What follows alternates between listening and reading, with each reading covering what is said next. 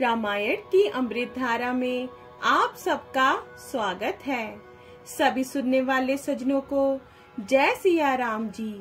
रामायण के पिछले भाग में आपने वहां तक सुना था जब प्रसन्न मन से विचर रहे हैं सभी पशु पक्षी। अब इसके आगे से अयोध्या कांड भाग 19। सियापति रामचंद्र जी की जय, पवन सुत हनुमान जी की जय, उमापति महादेव जी की जय, जय जय सीताराम जी। पवित्र और सुंदर आश्रम को देखकर कमल नयन श्री रामचंद्र जी हर्षित हुए।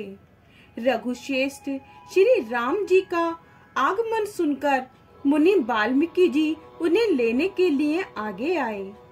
श्री रामचंद्र जी ने मुनि को दंडवत किया। विप्रश्रेष्ठ मुनि ने उन्हें आशीर्वाद दिया।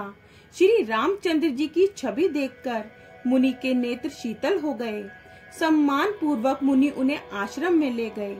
श्रेष्ठ मुनि वाल्मीकि जी ने प्राण प्रिय अतिथियों को पाकर उनके लिए मधुर कंद मूल और फल मंगवाए। श्री सीता जी, लक्ष्मण जी और रामचंद्र जी ने फलों को खाया। तब मुनि ने उनको विश्राम करने के लिए सुंदर स्थान बतला दिए। मुनि श्री रामचंद्र जी के पास बैठे हैं और उनकी मंगल मूर्ति को नेत्रों से देखकर वाल्मीकि जी के मन में बड़ा भारी आनंद हो रहा है। तब श्री रघुनाथ जी कमल सदृश हाथों को जोड़कर कानों को सुख देने वाले मधुर वचन बोले। हे मुनिनाथ, आप त्रिकालदर्शी हैं। संपूर्ण विश्व आपके लिए हथेली पर रखे हुए बेर के समान हैं। प्रभु श्री रामचंद्र जी ने ऐसा कहकर फिर जिस जिस प्रकार से रानी कैकेयी ने वनवास दिया वह सब कथा विस्तार से सुनाई। दोहा, तात वचन पुनि मातु हिते, भाई भरत असराऊ, मो कछु दरस तुम्हारे प्रभु, सब मम पुण्य प्रभाव, सियापति रामचंद्र जी की जय, सब मम पुण्य प्रभाव, सियापति रामचंद्र जी की जय। और कहा, हे प्रभु, पिता की आज्ञा का पालन, माता का हित और भरत जैसे स्नेही और धर्मात्मा भाई का राजा होना और फिर मुझे आपके दर्शन होना, ये सब मेरे पुण्य का प्रभाव है। हे मुनिराज, आपके चरणों का दर्शन करने से आज हमारे सब पुण्य सफल हो गए। हमारे सारे पुण्यों का फल मिल गया। ऐसा हृदय में समझकर वह स्थान बतलाइए जहाँ मैं लक्ष्मण और सीता सहित जाऊं और वहाँ सुंदर पत्तों और घास की कुटी बनाकर हे दयालु कुछ समय निवास करूं। श्री राम जी की सहज ही सरल वाणी सुनकर ज्ञानी मुनि वाल्मीकि जी बोले, धन्य धन्य है रघुकुल के ध्वजा स्वरूप। आप ऐसा क्यों ना कहेंगे। आप सदैव वेद की मर्यादा का पालन रक्षण करते हैं। समय निवास करूं। श्री रामचंद्र जी की सहज ही सरल वाणी सुनकर ज्ञानी मुनि वाल्मीकि जी बोले, धन्य धन्य है रघुकुल के ध्वजा स्वरूप। आप ऐसा क्यों ना कहेंगे। आप सदैव वेद की मर्यादा का पालन रक्षण करते हैं। छंद। श्रुति से तू पालक राम, तुम जगदीश माया जान की, जो सरजती जग पालती हरती, रुख पाए कृपा निधान की, जो सहस सीसु अहिसु, मही धरु लखनऊ सचराचर धनी, सुर काज धरि नर राज, तनु चले दलन खल निशिचर अनी। अब इसका हिंदी में अर्थ समझिए। हे राम, आप वेद की मर्यादा के रक्षक जगदीश्वर हैं और जानकी जी माया हैं, जो कृपा के भंडार आपके रुख पाकर जगत का सर्जन, पालन और संहार करती हैं। जो 1000 मस्तक वाले सर्पों के स्वामी और पृथ्वी को अपने सिर पर धारण करने वाले हैं। वही चराचर के स्वामी शेष जी लक्ष्मण हैं। देवताओं के कार्य करने के लिए आप राजा का शरीर धारण करके दुष्ट राक्षसों की सेना का नाश करने के लिए चले हैं। हे राम, आपका स्वरूप वाणी के अगोचर, बुद्धि से परे और अपार है। वेद निरंतर उसका नेति नेति कहकर वर्णन करते हैं। हे राम, जगत दृश्य है, आप उसके देखने वाले हैं। आप ब्रह्मा, विष्णु और शंकर को भी नचाने वाले हैं। जब वे भी आपके मर्म को नहीं जानते, तब और कौन आपको जानने वाला है। वही आपको जानता है जिसे आप जना देते हैं, और जानते ही वह आपका ही स्वरूप बन जाता है।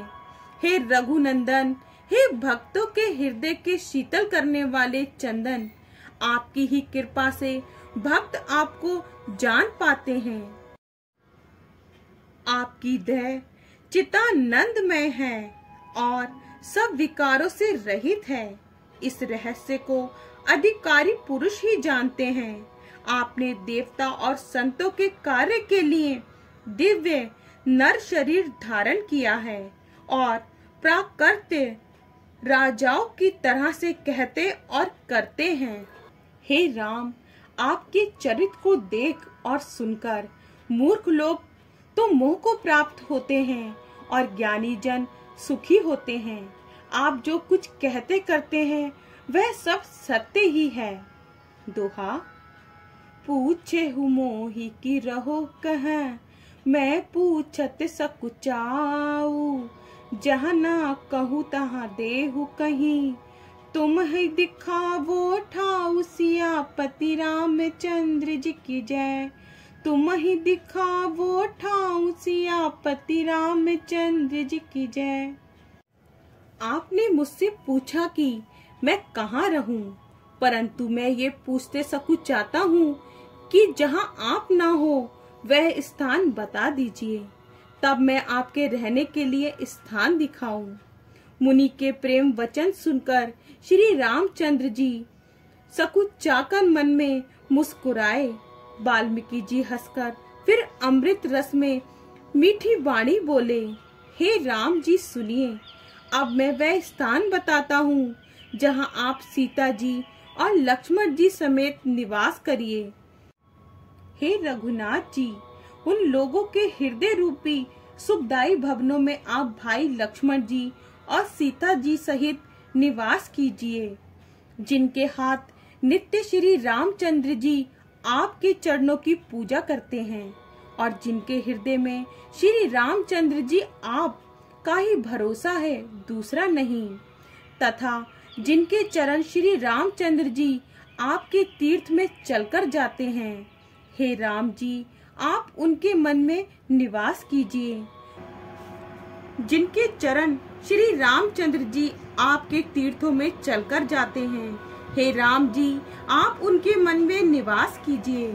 जो नित्य आपके राम नाम रूप मंत्र को जपते हैं और परिवार सहित आपकी पूजा करते हैं, जो अनेकों प्रकार से तर्पण और हवन करते हैं तथा ब्राह्मणों को भोजन कराकर बहुत दान देते हैं, जो गुरु को हृदय में आपसे भी अधिक बड़ा जानकर सर्वभाव से सम्मान करके उनकी सेवा करते हैं। दोहा। सबु करि मांगहि एक फलू, राम चरण रति हो। तिनके मन मंदिर बसहु, सिय रघुनंदन दो। सियापति रामचंद्र जी की जय, सिय रघुनंदन दो। सियापति रामचंद्र जी की जय। और ये सब कर्म करके सबका एकमात्र यही फल मांगते हैं कि श्री रामचंद्र जी के चरणों में हमारी प्रीति हो। उन लोगों के मन रूपी मंदिरों में सीता जी और रघुकुल को आनंदित करने वाले आप दोनों बसिए, जिनके ना तो काम, क्रोध, मद, अभिमान और मोह है, ना लोभ है, ना क्षोभ है, ना राग है, ना द्वेष है और ना कपट, दम और माया ही है। हे रघुराज, आप उनके हृदय में निवास कीजिए जो सबके प्रिय और सबका हित करने वाले हैं, जिन्हें दुख और सुख तथा प्रशंसा और गाली निंदा समान है, जो विचार कर सत्य और प्रिय वचन बोलते हैं, जो जागते सोते आपकी ही शरण है और आपको छोड़कर जिनके दूसरी कोई गति नहीं है। हे राम जी, आप उनके मन में बसिए। आगे का भाग कल। जय सिया राम जी। अगर आपको पसंद आए तो लाइक, शेयर, कमेंट्स कीजिए और हमारे चैनल को सब्सक्राइब कीजिए। जय सिया राम जी।